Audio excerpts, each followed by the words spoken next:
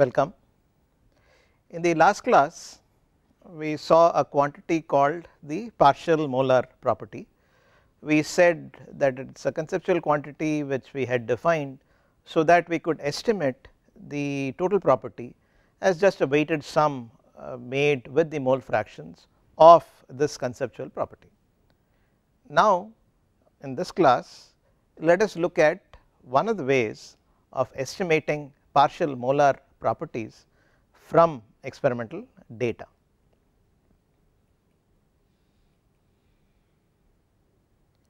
The data that we need is from mixing experiments. You mix 1 and 2 and 3 whatever, and then you initially measure the property of the pure component and then you measure the property of the mixture very carefully of course, and this is the kind of data that we need to estimate the partial molar properties. The typical variables that are measured are volume and enthalpy, but the method is applicable to any extensive property.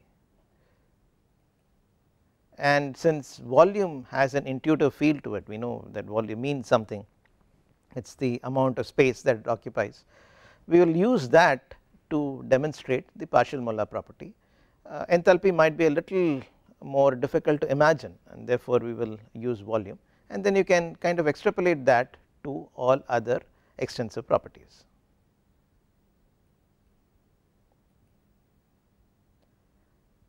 Usually there is a change in volume when mixing of two components occurs. That is the reason why we are doing this. We will limit ourselves to a binary system.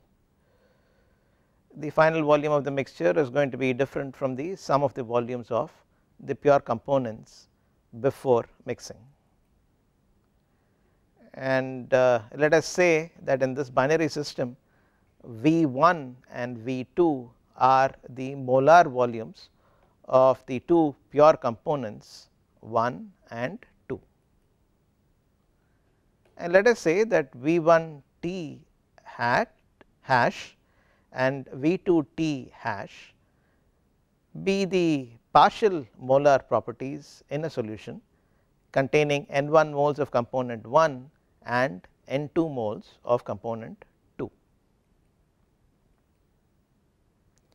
The difference in volume upon mixing is quite easy to see. Let us represent that as delta of Vt, the total difference in volume upon mixing. This is the volume after mixing minus the volume before mixing. The volume after mixing we said can be obtained by the weighted sum of the individual volumes, and that is where we brought in the partial molar quantities.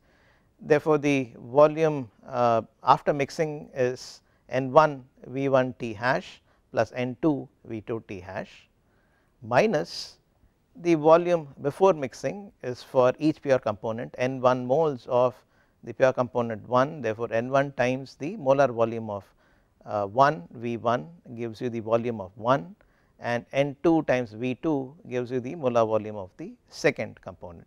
Therefore this minus this is quite obviously the difference in volume upon mixing. If we recombine the terms by taking N1 common out, N1 into V1 T hash minus V1 as here plus N2 into V2 T hash minus V2. We will call this equation 419. If we divide equation 419 throughout by N1 plus N2, the volume change per mole of the solution can be written down, and therefore delta V of T becomes just delta V. This is the molar volume of change. This is nothing but N1 by N1 plus N2 becomes X1. Since it is a binary solution, X1 plus X2 will be 1, and therefore X1 can be written as 1 minus X2. Therefore 1 minus X2 into V1 T hash minus V1 plus x2 times N2 by N1 plus N2 is x2 times V2 T hash minus V2. Let us call this equation 420. X2 of course was the mole fraction of component 2 in the binary solution, that was quite clear. If we plot the experimental data on volume changes from mixing experiments as a function of x2, the volume change in the y axis and the mole fraction on the x axis, we will get a curve something like this. This is delta V, the molar volume change upon mixing as a function of the mole fraction of the component 2 varies between 0 and 1. We get a curve A G B. This is the variation in the volume upon mixing. Take a look at this figure. C G D is the slope of this curve A G B at the point G, it is quite evident here, and also these are distances which I have indicated by dotted lines G F, F E, C F, C A and so on. What I would like you to do is juggle your brains around a little bit and try to figure out how we can use this figure to get at the partial molar property, let us say V1 hash or V1 hash. Why don't you think about it, do it, take about 15 to 20 minutes to do it, there is no hurry, but this is the basis here. I would like you to think about it. It comes from the definition of the slope, which is essentially the slope, the derivative here, derivative at this point, and then relating it to the distances here. So take about 15 to 20 minutes to come up with that, and then I will give you solution step by step. Go ahead please.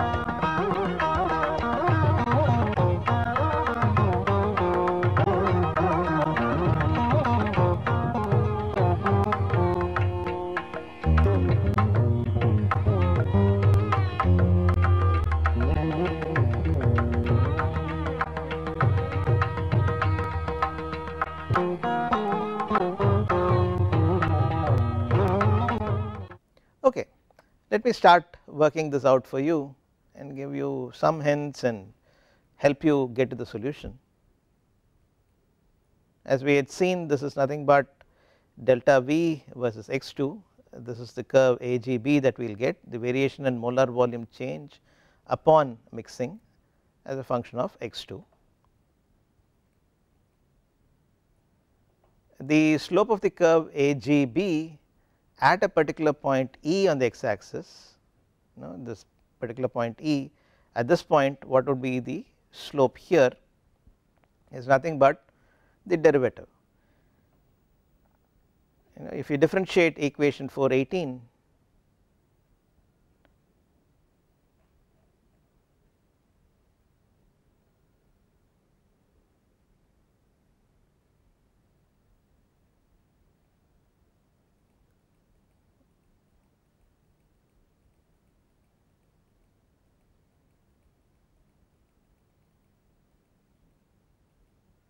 here,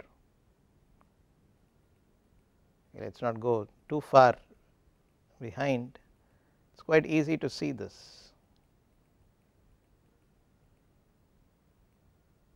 You have a curve, you have delta V as a function of x2, which you got from here itself. You can start with this itself, 420 itself, and if you differentiate that, assuming constancy of pressure and temperature, if you use equation 420 differentiated by the chain rule, dou delta V dou x2 at the point E, here somewhere here, we are doing this differentiation at the point E and we are doing the differentiation of this equation. So, dou delta V dou x2 at the point E, okay. Please keep this in mind when you are differentiating it, is nothing but 1 minus x2 again by chain rule, 1 minus x2 dou V1 t hash dou x2 minus V1 t hash minus V1, taking 1 minus x2 into this, therefore first function into derivative of the second function, which will turn out to be d1 t hash dx2 minus the second function to derivative of the first function d dou x2 will turn out to be 1. Therefore that is the first term, plus the second term is x2 dou V2 t hash dou x2 plus V2 t hash minus V2, both taken at the point E, and since x1 equals 1 minus x2 in a binary system, we have already seen from equation 1.8 sum over xi dmit hash equals 0, and therefore what do you get? Okay, this using this, what can you how can you simplify whatever derivative that we had written previously here? This is the derivative we have here, and this is the hint that I am giving you for the next step, summation of xi dmit hash equals 0. So, how can you simplify the previous equation? Go ahead, take the next 5 minutes, 5 to 10 minutes if you want, and do it. Go ahead please.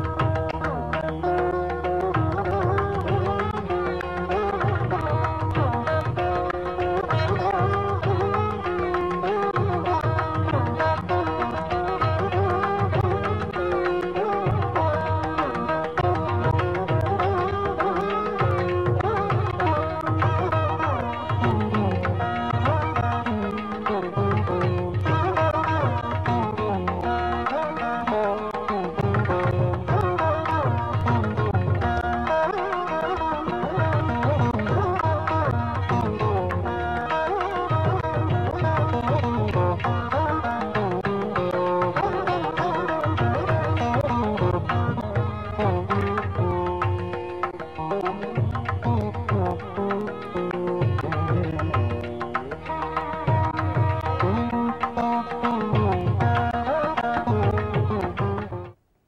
if we apply this summation of xi dmit equals 0, what is this? This is nothing but x1 in our current binary case, x1 dm1 t hash plus x2 dm2 t hash equals 0, or 1 minus x2, x1 can be replaced as 1 minus x2, 1 minus x2 d1 t hash dou d1 t hash dou x2 plus x2 dou v2 t hash dou x2, this equals 0. And where does this happen? It happens in the previous equation here.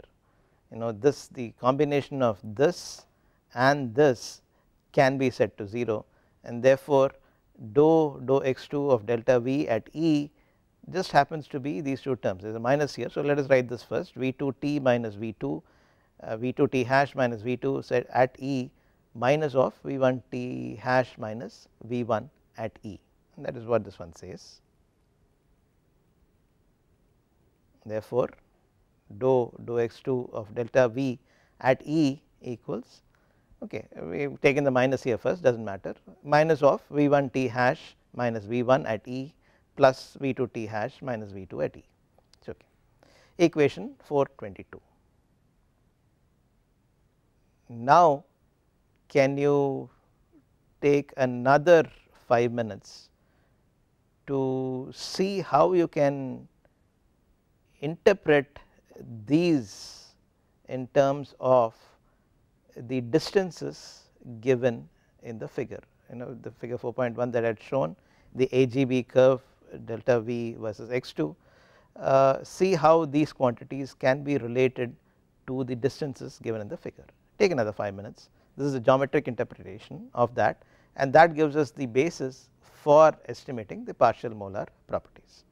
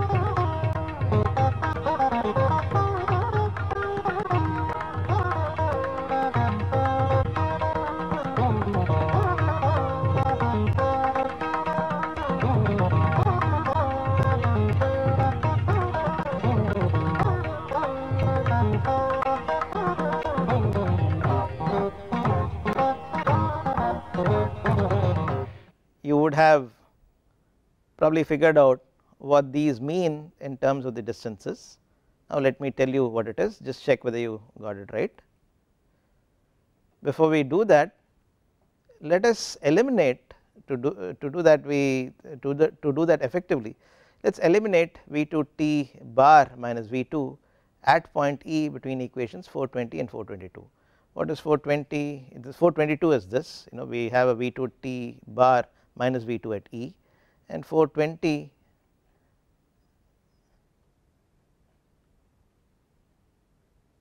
was this x2 into V2 t bar minus V2, this one exists here. Therefore, let us use these expressions to write V2 t bar minus V2 in terms of the other variables here. If we do that,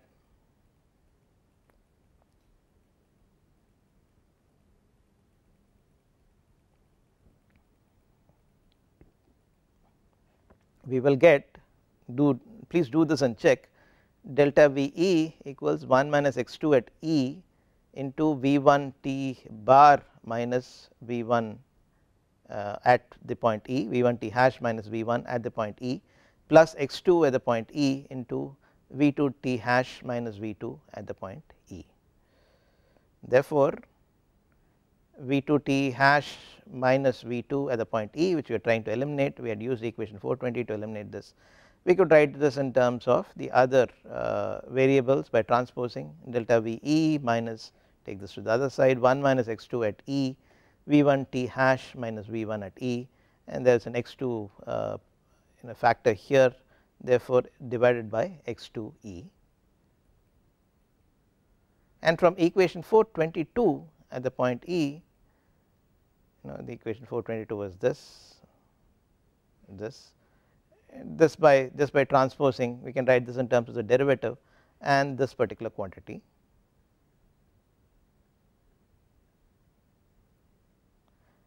V2 t hash minus V2 at E equals dou x2 of delta V at E plus V1 t hash minus V1 at E. And since the left hand sides are equal between the previous equation and this equation, we can equate the right hand sides, and therefore dou x2 of delta V at E plus V1 t hash minus V1 at E equals the right hand side on the previous equation, delta V e minus 1 minus x 2 e into V 1 t hash minus V 1 at e divided by x 2 e. Therefore, if we transpose this equation, cross multiply, and you know how to do this, you can cross multiply and get, essentially we are looking at getting some way of finding out V 1 t hash.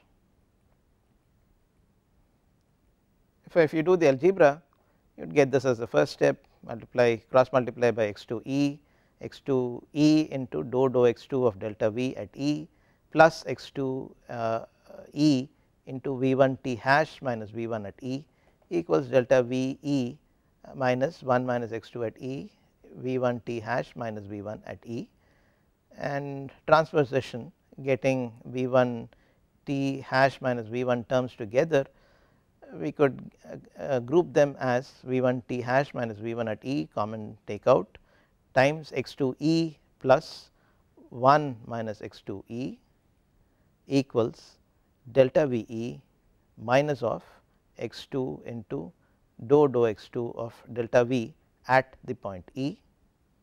Therefore, V 1 t minus V 1 at the point e equals delta V e minus x 2 e into dou x 2 of delta V at the point e.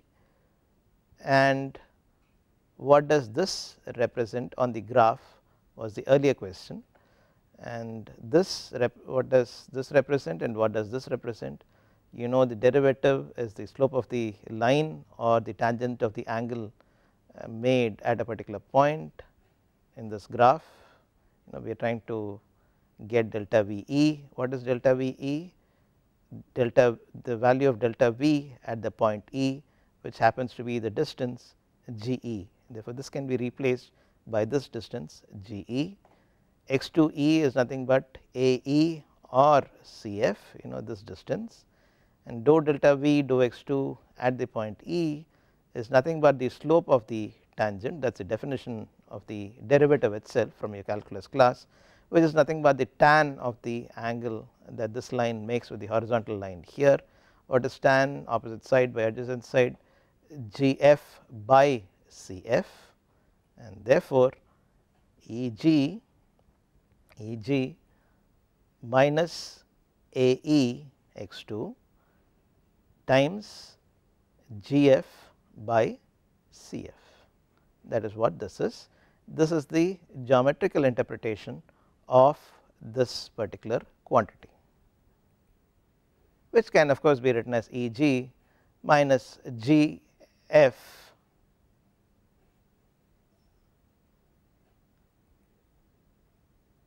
why, because A e and C f are the same quantities, therefore you can cancel A e and C f here. Therefore, E g minus G f, which is nothing but A c, which is nothing but the intercept of the tangent made at the point G on the y axis. Therefore, the intercept of the slope with the x 2 equals 0 line, which is the y axis, gives us V 1 t minus V 1 at the point E. V 1 of course is the molar volume of the pure component, that is easily known, and once you know the intercept, you could get V 1 t hash. That is what is given here from the intercept value, and V 1 the partial molar volume, V 1 t hash can be estimated.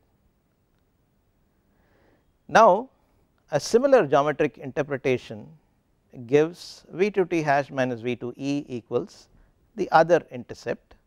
What I would like you to do is to convince yourself that it is indeed the other intercept. Convince yourself by going through the same procedure again. I would like to leave that as homework for you, and when we begin the next class, we will take things further.